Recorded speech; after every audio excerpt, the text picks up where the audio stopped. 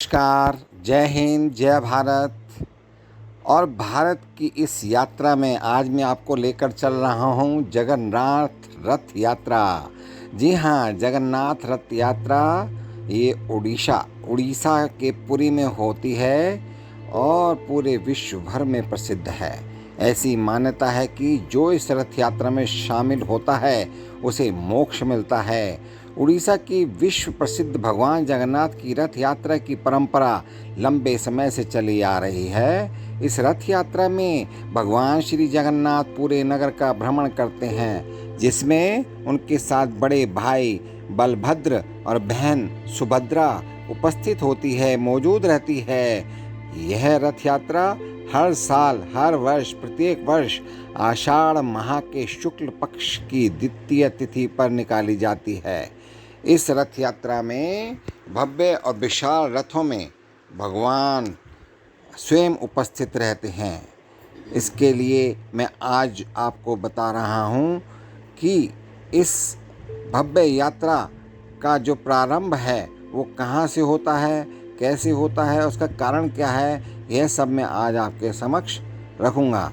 इस रथ यात्रा में भव्य और विशाल रथों में भगवान जगन्नाथ अपने भाई बलभद्र और बहन सुभद्रा के साथ विराजमान होकर गुंडीचा मंदिर जाते हैं। इस मंदिर को उनकी मौसी का घर भी माना जाता है।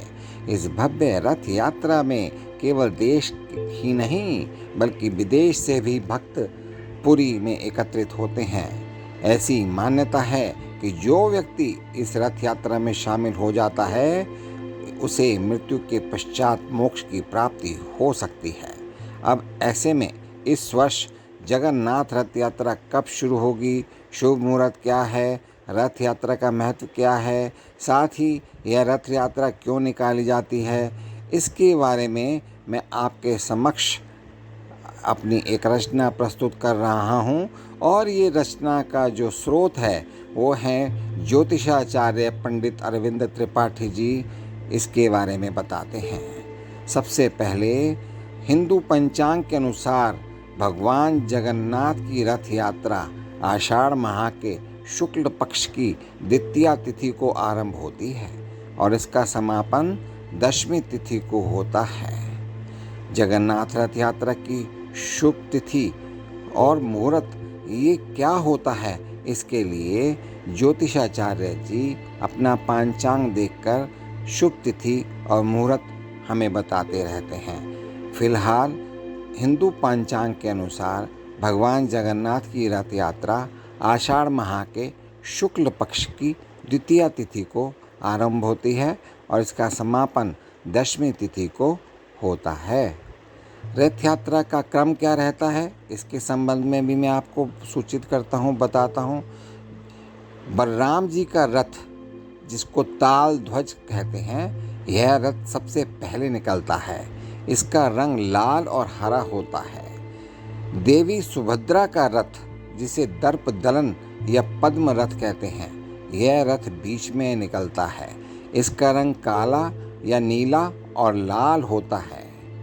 भगवान जगन्नाथ जी का रथ, जिसको नंदी घोष या गरुड़ ध्वज कहते हैं, यह रथ सबसे पीछे निकलता है। इसका रंग लाल और पीला होता है।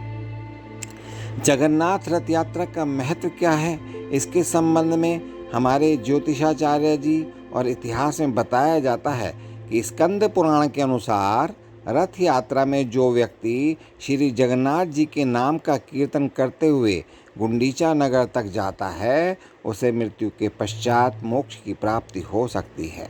वहीं जो व्यक्ति रथ यात्रा में भगवान के नाम का जाप करते हुए रथ यात्रा में शामिल होता है उसकी सभी मनोकामनाएं पूर्ण होती हैं। जगन्नाथ रथ यात्रा का इतिहास के संबंध में पौराणिक कथा के अनुसार श्री जगन्नाथ रथ यात्रा का प्रारंभ भगवान श्री कृष्ण के समय से माना जाता है। कहा जाता है भगवान श्री कृष्ण ने अपनी बहन सुभद्रा और बलराम जी को रथ पर बिठाकर रथ यात्रा निकाली थी। तभी से यह परंपरा चली आ रही है। वहीं रथ यात्रा का उल्लेख 12वीं शताब्दी के साहित्य में मिलता है।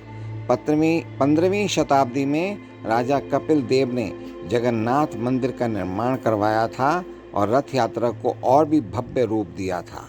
18वीं शताब्दी में रथ यात्रा को अंग्रेजों ने भी संरक्षण दिया था।